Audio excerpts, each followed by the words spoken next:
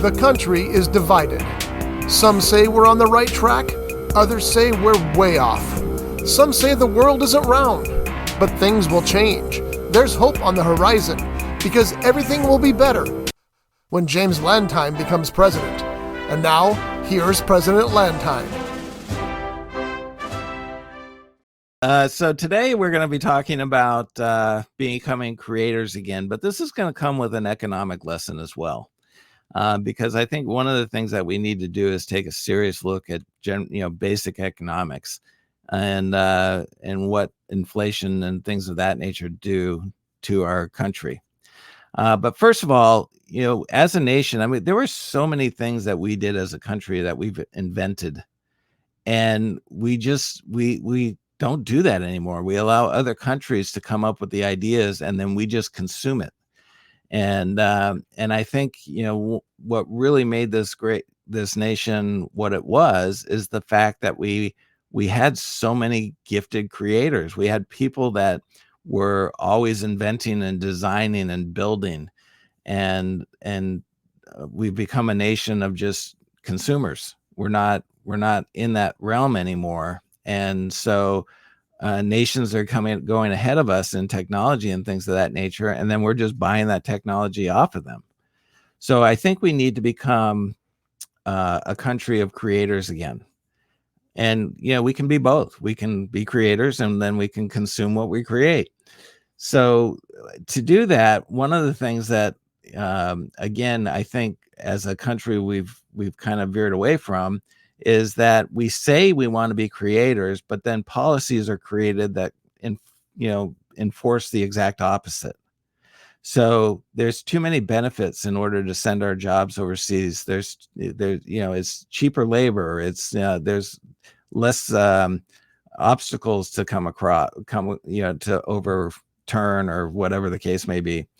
So I think as a nation, we need to encourage people to build here. We need to take away those incentives that enable them to go elsewhere. But we also, in doing that, we need to make it affordable for them to do it here. And we need to take away some of the obstacles that prevent them from being able to do it here. If you create a microchip and it costs $100 to do it over here, we're not just affecting them, we're also affecting the consumer, because that product is going to be far too expensive for most Americans to be able to purchase. So we got to balance that out so that there's incentive for people to build here, but then there is incentive for people to be able to buy here. And so I wanted to take a look at a little bit of some basic economics. And to do that, just to give you an example, about 5 years ago, I could go to Taco Bell and I could buy $1 taco. Now that taco is almost $3. And so what I used to be able to buy for $3.10 for a meal is now over $10. So why is that happening? Is it because the retail establishments are making more money? No, we're enforcing these policies that create more costs to the business, and they're not just going to suck up that cost. They're going to pass it back down to the consumer. So when we sit there and we say we're going to give a person a $20 salary, and look at how good we are as a government, because we now just made everybody pay a $20 salary. Well, those people that are receiving that $20 salary are now going to pay just as much in order to buy the groceries and the food and the products that they need, because we just upped the cost on everybody. So the very people that we just gave more money to is going to lose that money because they're paying higher costs to do the things that they used to do. So here's some basic economics for you. In 1960, the average income was $5,600. Now, people look at that and go, oh my gosh, how can you live on $5,600? Well, the average home costs $11,900.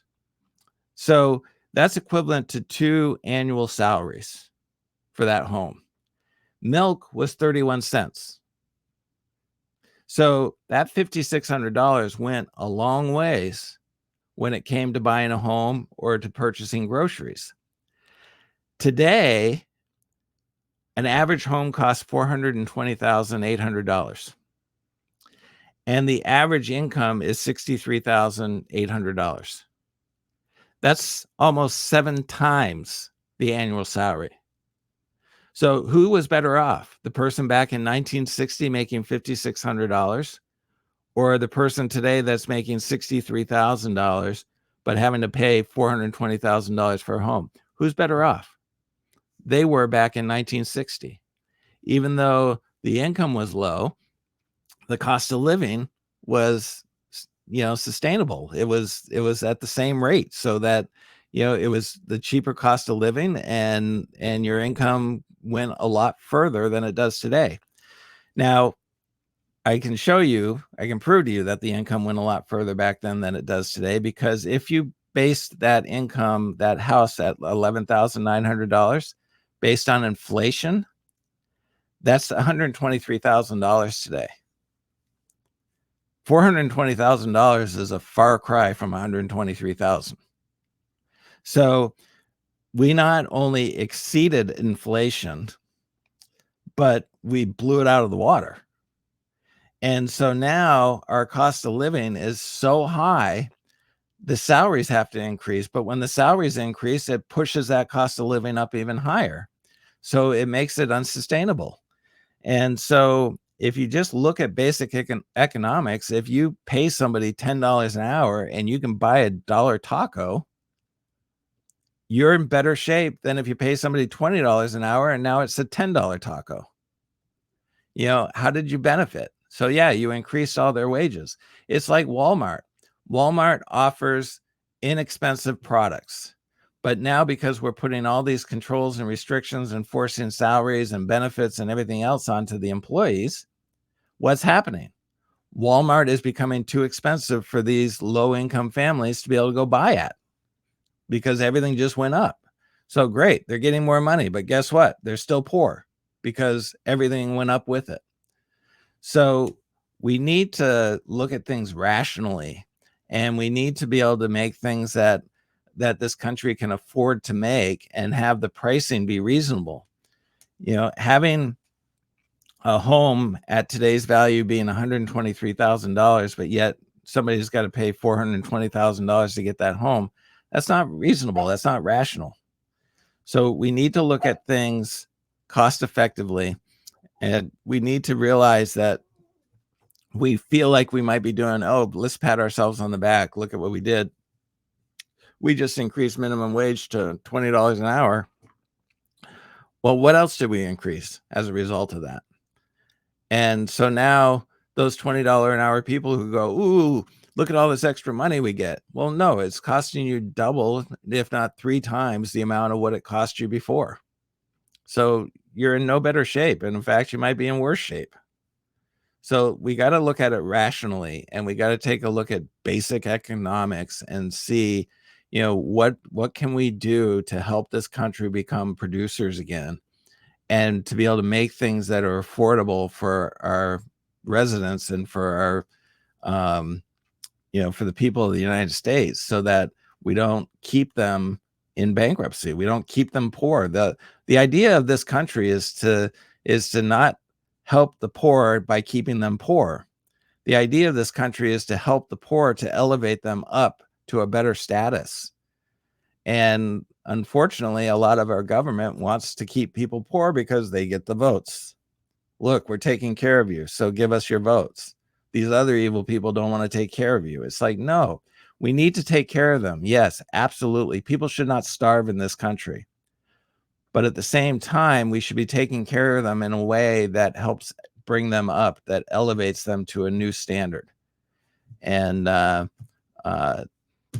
that's about all I got to say about that. I like that exit there. It slipped into that real nice. We do have some questions and comments. As a matter of fact, more comments than questions this time. Oh, good. The first question was from Rose, and she said, yeah, it'd be great to make everything here more affordable, but how do you go about doing that? That's the reason that these companies are having their socks made in China or what have you. How do we do that? How do we actually make that happen? We have to be able to control costs, and we can't force these ridiculous policies on businesses that end up causing all these added costs to doing things because they have to jump through all these hoops. And we need to allow them to pay. Here's when I made a comment, I think, in one of the other episodes about honest capitalism. If we help businesses by keeping things controlled as far as costs are concerned, and reducing the amount of regulations that are put on them, that doesn't mean that business should now get 3 times the amount of net profit that they were getting when they were getting 1 times the amount of net profit. That doesn't mean that business should take advantage of what this country is trying to do to make them producers so that they can enrich their pockets. What that means is that they need to be honest capitalists, and they need to take care of the employees who are allowing them to benefit from the reduced impact that's on their business. The one thing that I do not agree with, if we were following inflation, homes should be $123,000. They're not. They're $420,000. People are making a ridiculous amount of money on homes. When they sold a home and they made $20,000 or $30,000, now nobody's happy with that $20,000 or $30,000. Now they want to make $200,000 or $300,000. And so we need to go back to being honest capitalists. We need to go back to being honest business people. And when things are given to them, it doesn't mean that you get a bigger bonus or that you get to increase your salary to some ridiculous amount of money and you keep the employees where they're at. What it means is that you share the wealth. You take care of your employees, which they in turn are going to take care of you because you're looking out for them. If you're just looking out for yourself, then yeah, you're going to get, crappy employees because it's like, why should I bother? It's just like, we have a movie industry. We have a distributor that I've been working with because we've made an independent film, and they've added so much ridiculous costs to the distribution of that film. There is zero incentive for us to market the film, because if we do, the only people that are making money are the distributor. And so what incentive is there? It's all going to you anyway. So why should I bother? But boy, if you took away some of those costs and you made the incentive there for me to be able to make money as well, you're darn right I'm going to work harder for you. Makes sense. Devin said he doesn't disagree with you about the raising the salaries and what have you, but he also says there's something that he calls the Disney method, and this is the story that we heard. So don't take this as gospel. But Devin's theory is that at some point, Disneyland and Disney parks in general, I guess, kept raising their annual rates for their annual memberships, and they raised them to the point that people stopped buying them. And then they knew they had to back off just a little bit so they could get the maximum dollars for that ticket. And he thinks that a lot of companies and merchants and things have taken that to heart and are doing that as well. So he thinks it's not just the salaries, et cetera, the regulations, it's actual corporate greed. Exactly. And that's being honest. Right. I love that phrase, by the way. Honest capitalism is a great phrase. And, when you get corporate greed, at some point, the American people are going to say enough is enough. So you price your tickets so high that only the elite can afford to go. Well, guess what? Now you're not making as much in profits because the majority of Americans are not in the elite group. The majority of Americans are hardworking people making a modest income, and, they have to count their pennies and they have to watch where they're spending. And so if you make your park so darn expensive that those people can't come, guess what? You've lost a huge portion of your audience. Fewer people going, fewer people buying popcorn at $15 a tub, that kind of thing. Make it affordable. And there's absolutely no reason why you need to have a $10 million or $10 billion, net worth. I mean, what else do you need? It's like, come on. People can live a decent life under $1 million. I think you guys can afford to live with it, without an extra billion in your pocket. Spread the wealth. Let the people in Disney benefit from the ticket sales. And, they're going to work harder. They're going to make your park more enjoyable because they're going to be committed to what you're doing as an organization. If it's all about greed, people are going to stand up at some point and they're going to say, well, screw you. And so get rid of the greed and just make it so that people can afford to enjoy what you have to offer.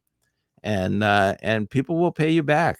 They'll come back to the park. They'll tell everybody else about the experience they had at the park. The employees will be thrilled to be able to work at that park. So I don't understand the other mentality, because all it does is it creates me to say, I'm just going to shut down. What's the point? Yeah, it hinders everything. I'm going to bring more money into you and it's not going to benefit me at all. So what's the point? I'll show up, I'll do my thing, and I'll leave. Yeah, no loyalty. Yeah.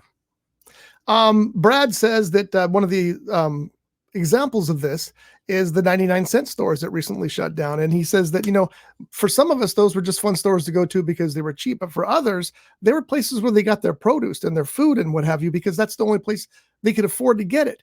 But even with the 99-cent store not going to $2 stores instead, they just folded shop. And there's an example of the poor losing in a community device that they needed because they can't afford to stay in business anymore. Right. And that's a shame. That goes back to the poor people losing because they're now getting paid more. They're losing a benefit that they desperately needed. Okay. And then Rudy asked, and well, this is again more of a statement here. He says that he was making $24 an hour when the increase for the salaries, minimum salary, went up. And now he feels that his $24 salary is worth less because the minimum wage is $20. Right. So before he was $10 over minimum wage. Now he's only $4 over minimum wage. It makes him feel less worthy. And now he's going to say, well, if you're going to give them $10 more, I should get $10 more. That's probably exactly what he's thinking. Where does it stop? Right. So. And our final question is from Cindy, and she wants to know, how is she supposed to live on less than $20 an hour? Well, if we went back to that basic economic, how could you live on $5,600 back then? Prices were more affordable. We gotta, we can't keep things at a certain level and then have businesses still increase their prices. That's what happened with the home market. If it increased at the basic level that the inflation increased at, their salary went from $5,600 to $63,000. Well, their homes went from $11,000 to $420,000. It's got to be balanced. So in order for that person to live on $5,600, milk has to be 31 cents. And they can't go along and say, well, okay, we can't produce it at 31 cents anymore because the profits aren't high enough. So we're going to produce it at 60 cents. Well, at that point, you just made it unaffordable for that $5,600 person. So now their wages have to increase, but now you're accustomed to having these higher profits so that you can get a higher bonus. So you're going to increase expenses even more. You're not going to increase them based on the level of inflation. You're going to increase them beyond that because you want higher profits. And that's what I mean by honest capitalism. You have to be willing to be honest and fair, and you have to be willing to take care of the people that are enabling you to get that bonus. I think we're going to change the name of this episode to Honest Capitalism. I really like that phrase. Okay. And that was our final question. All righty. So our last episode just kind of sums everything up and into some bullet points. And I hope you guys enjoyed. Brought to you by Abracadabra, Hocus Pocus, Presto. Pick a card, any card. Some words are magic. They sparkle with the promise of something wonderful. But they're still just words until you add that something wonderful to the mix. And that's what you'll find at the White Rabbit Magic Shop in Santa Paula. Their inventory includes world-class tricks and illusions that are not only for sale, but that they will teach you to master. In addition, White Rabbit Magic Shop is world-renowned for its amazing collection of bicycle playing cards, with nearly 500 decks in stock. So, if you're serious about magic, Then say it with us. At the White Rabbit Magic Shop, we believe in magic. The White Rabbit Magic Shop, located at 15500 Telegraph Road, Suite B15 in Santa Paula. For more information, please call 805-850-3051 or check us out online at wr-magic.com.